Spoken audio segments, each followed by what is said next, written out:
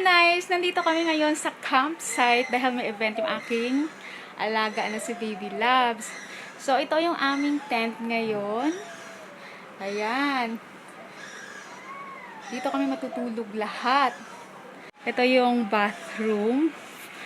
Ayan. Dahil sa sobrang lamig, hindi kami naligo kasi open siya. Tent lang talaga siya. Kaya sobrang challenge.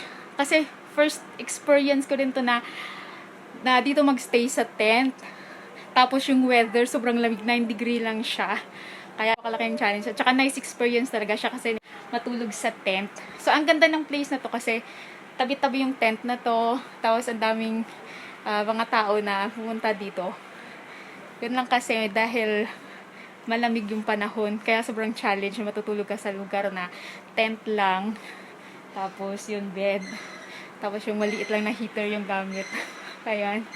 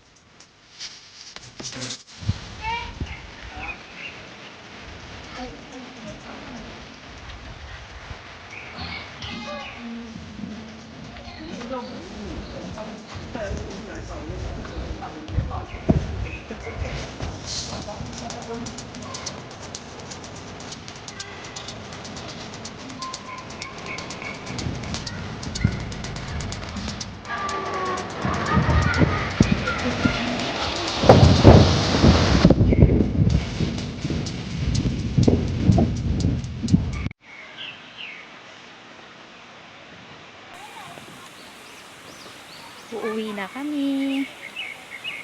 Yan. So, 2 days kami dito nag-stay sa campsite.